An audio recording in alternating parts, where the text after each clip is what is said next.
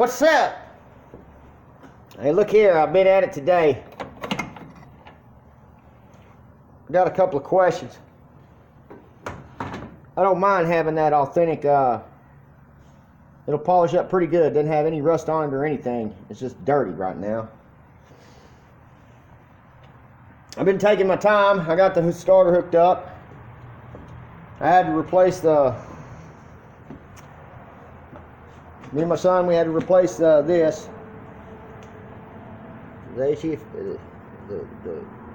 coil, the distributor cap, whatever you want to call it. HEFI, I don't know, my brain sometimes gets crap mixed up. Is that what it's called? Anyway, I got to clean the spark plug wires because I was handling it, you know, underneath this frame is piled up with grease because of that inline six. I went and put it up finally. Put it up for safekeeping. And in the process of putting the new distributor on, I got all the coil wires dirty, or the spark plug wires dirty. And so I got to clean them up. I got to get this old paint off here, but I ain't happy with the way these wires are running. I don't like it because I just don't. I want my motor to look bad to the bone when I pop this hood for somebody. I just don't want the wires running in any old direction. I know they got the clips that run along the top of the valve covers that holds the wires in place, but none of these wires are long enough. And that's just more money that I don't have right now, but I guess I'm just going to clean these wires up. But you know, it's like an addiction, you know. I took the time to rerun all my wires and put them in that, whatever you call it, plastic sleeve that you have. You know, and I make sure all my wires are covered. I don't want no wires showing. Originally from the factory, I know I got to put a plastic sleeve on that, find me a rubber insulator because I don't want my wires shorting out. But originally the wires ran out of here and then it came up across the top of this firewall over here, and then it branched out over here and then went to the inline six, and the inline six had all the wires on the left hand side over here. So to keep my wires from showing, I pulled this plug out right here. I think it was a blank off plug. I can't remember what was running through there. Oh no, it was just it was my emergency brake cable. There's a rubber boot around my emergency brake cable. And so I pulled the boot off, and I'm going to get me another ring to go in there, or get me some of that plastic sleeve to slide up in there to where it keep them wires from rubbing. Maybe get me both, you know. But I don't want no wires showing. I'm hiding all my wires. The only wires that I do want to show is the distributor, the spark plug wires. I took a lot of time on it to make it look good, you know, to where there ain't no wires showing. Originally, I think the starter wire even came across here, and then it dropped down over here, and then I think it like come across the heater, come right next to this heater box over here. And then it hooked into the starter down there. But wires were running wild on this thing whenever the inline six motor was in here. And you know, I'm taking the time to run. There's a good thick wire right here for ground. How many ground wires am I supposed to have to the block, you know? Is one good one like this one good enough? I think I'm going to take these wires here coming off this alternator, and run right along top of here, tuck it in there, and then again use that whatever this crap's called. I don't know what they call it, but basically all it does is it puts all your wires together and hides them, you know, and makes it look clean and neat, rather than have a bunch of wires zip tied together or tape running around it. I don't, you know, when the inline 6 was in here, it had all the wires zip tied together, and then when she caught a fire on one time, you know, it burned all the wires up. I had to separate them and then tape, you know, some where they were melted together. And I taped them all up with black tape, and it was a big old mess. And I knew that I was going to be sooner or later pulling the inline 6 motor out of here, but I got it all hooked up right. I went ahead and ran the wire down low for my starter to where it ain't running across none of this. There's a hole right back here behind this distributor cap that I put there a long time ago, and it worked out perfect because whatever wires I have running out of there, I'm still going to use that plastic insulator wire organizer or whatever it is. I'll push it up in there and go ahead and run my wire. Put some ears on the back where my bell housing bolts are. I'm going to go ahead and, I think I got a couple left over here. These things right here, this one's broke, but I got a couple of them that bolt that, you know, makes it real fancy and nice and neat where it hides all the wires. I just want it to look bad to the bone, you know, and I want my wires to be even as much as I can, to have them wires running straight, you know, and then dumping off one at a time. I thought about running them all behind the block and then underneath and stuff, but I want to embrace the looks of those wires. I want to organize them later on. I had to do a lot of wire with, this is my thermostat sending unit, temperature sending, aftermarket. I guess that's one thing I can be grateful for, is these gauges, man. They come a dime a dozen. I mean, I don't know, I'd say a dime a dozen. They've went up through the years. They used to be really cheap, and now they're more expensive. Now I guess price is inflation or whatever, but they're more expensive. I'm even thinking about running 2 thermostats, sending units, because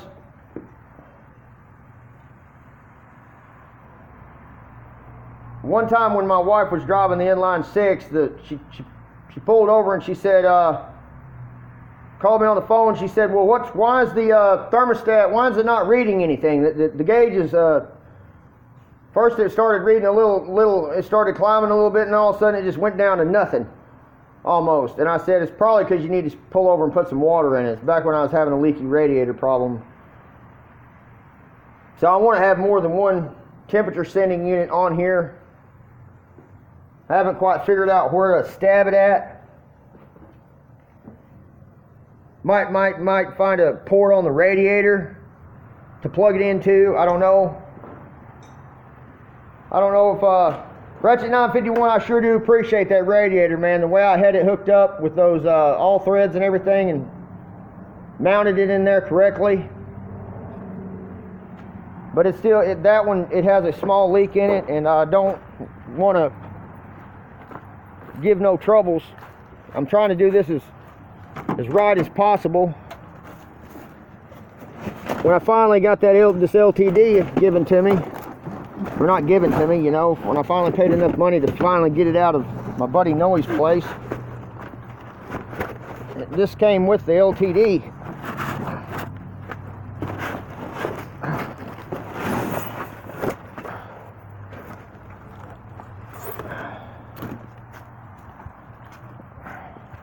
Brand new.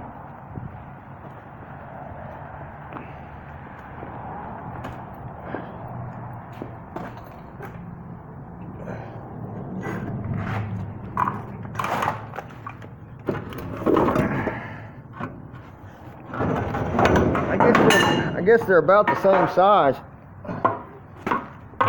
What is different about them is the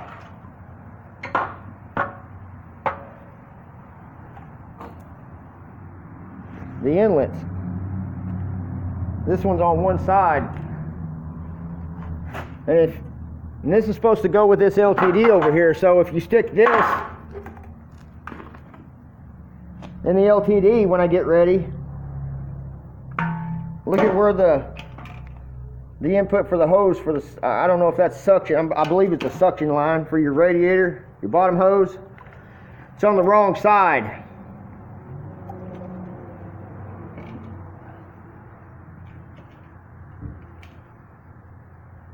So this one, this radiator is not going to be a good one to use for the LTD. I'm going to have to get another one for the LTD. So if that's the case, then I'm going to go ahead and use this one for here. It's going to look awesome. Thought about, see if I can get it. No, I can't get no. I don't know what I'm going to do there. Yeah, done. Yeah, toothless. Oh, toothless. See, Daddy, when we going home? It's getting late. Come on, move that way. Yeah, it's been in a box. It's been box kept. That would look awesome in there. It's not faded or nothing.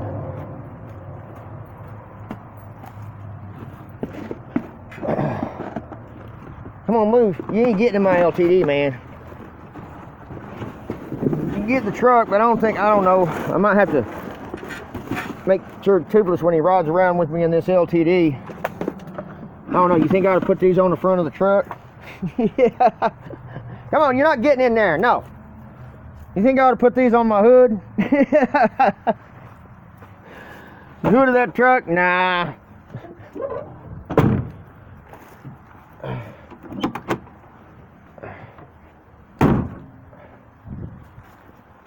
Anyways,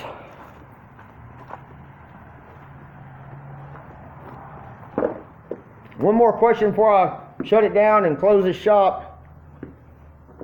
I think I got sidetracked a while ago when I was trying to talk to y'all about this, but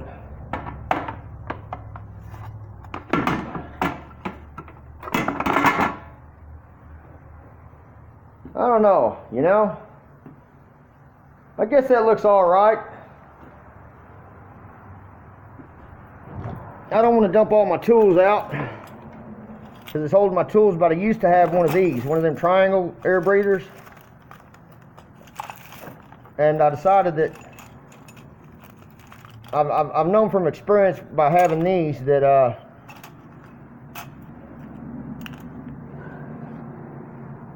theirs aren't very good air filters. They get real brittle. You got to change them more often.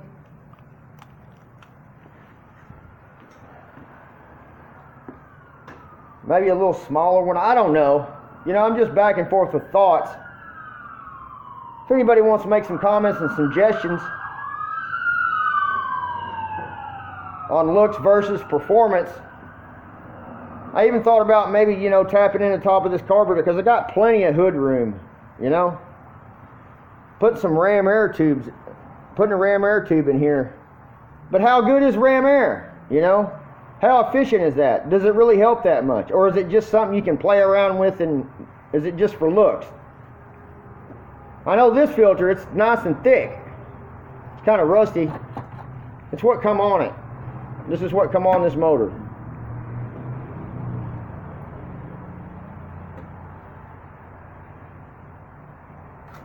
I guess that looks okay. I don't know. I'm just looking for... I'm open. I'm all ears open, man. If y'all got any advice on anything that's going to make this thing look better as well as perform good instead of just looking good and not being so good with the performance of it, I would like to know.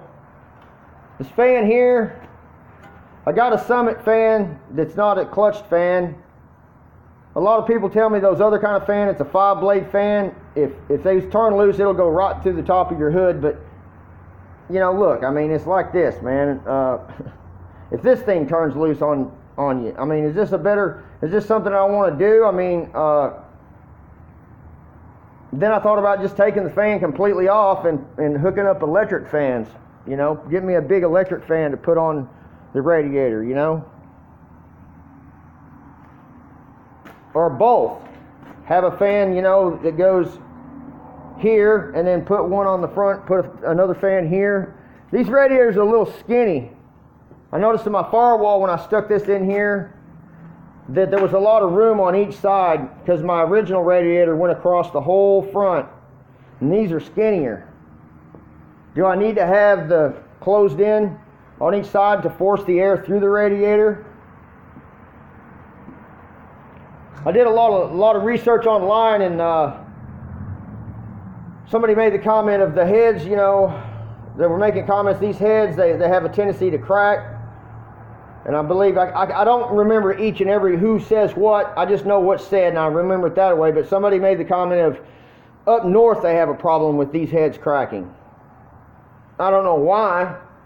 They tell me that you can't, it's not a good idea to port these heads, because they're you know, it's better if you get cast iron double hump heads or something. I don't know what these are made out of. I don't know. I'm not a mechanic. I'm just trying to put this thing together and make it look as most badass as possible that I can. I want to take these off and clean them up and see if I can polish them. I do kind of like that Corvette emblem back there. This intake, it's already dirty. Me being a heat and air guy, I know that you can take coil cleaner and put on that, but then I'll have to get some plastic and put over here, because if that coil cleaner touches this paint, it'll make it come off, because it's acid. Or I might just tape it off and paint it aluminum paint. And what about putting plates on here to make this high rise, you know? What good does it do to raise the carburetor up off that intake? You know, this is not going to be a high performance motor, you know what I'm saying? It's not something that I'm going to be racing up and down the street. It's just going to be just for looks, you know what I'm saying? I want it to sound good. I want to be the person that sits there at the red light and somebody pulls up beside me in one of these new Corvettes or something and just, brum, brum, brum, brum, you want to go, bro? Like that Geico commercial, you want to go? And then just let them take off real fast, because I don't want to race this motor and try to, it's just one of those things, you know. I would rather just let them act like an ass and take their horsepower, bloodthirsty asses down the road and go find somebody else to race. This is not going to be a racing. It's not going to be a performance for to race with. It's going to be a pulling machine, because I'm using my original, or not my original, but my granny low transmission in here. I really love this granny low transmission. I'm not looking for speed. I'm not looking for jackrabbit starts or nothing like that. I love to shift that thing, you know. And if I ever do decide to go with a different transmission, it's going to be a stick shift transmission, a standard, maybe with a 5-speed overdrive. There's just a lot of people out there that I did a lot of yeah, and I got it covered up now. But look, I started it a while ago, and I would start it for you now, but it threw oil.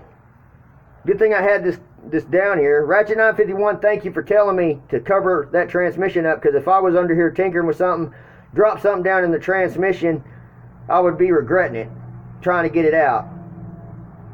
I did dump all the oil out of it before I put it in here. I looked down in there. Somebody told me I should have went ahead and washed it out with kerosene, dumped it over its side, and then took an air hose and blowed it out. But I did dump the oil out, so if there was anything in there, it's, you know, I'm just hoping it was out. The good thing about it is before, when I changed the clutch and stuff in here and changed the motor one time, I had this transmission in and out of here a couple of times, and I never did take that top cap off. So I'm glad I got the opportunity to at least take the cap off and inspect my gears and see what's going on. But yeah, I can't wait, y'all. I did get to hear it run today for about 5 seconds, and then I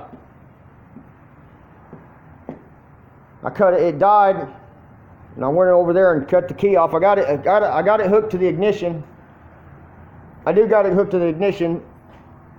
I've been taking wires out and rerunning them the right way instead of just having a spaghetti incident underneath my dash. Just a lot of things I'm paying extra attention to. I don't really want the carpet to go back in here. I'm going to put rhino liner on this because I like it. My neighbor did his. I'll do a video of his. He did his, and it looked awesome, man. I mean, it looked like a professional did it. He had some rust spots all the way through his floorboard, and he put some plates in there, and put some Bondo, you know, welded it, feathered it out with a little bit of spot putty and Bondo where it needed it. And by the time he got done putting that Rhino liner on there, he didn't even spray it on. He brushed it on with a brush, and I swear it looks like a body shop did it. I was very impressed, and I told him I was jealous. I'm gonna do that to mine, but Toothless, it's time to go. At least I'm making progress. Tomorrow I'm probably gonna have to go help some more people out with their heat. Somebody's got a leaky ceiling.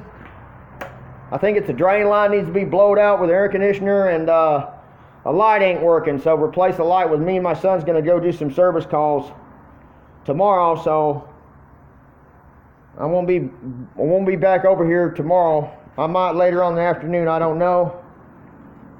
But I'm ready. I'm almost ready. The core support, I done got it primed. There it is over there.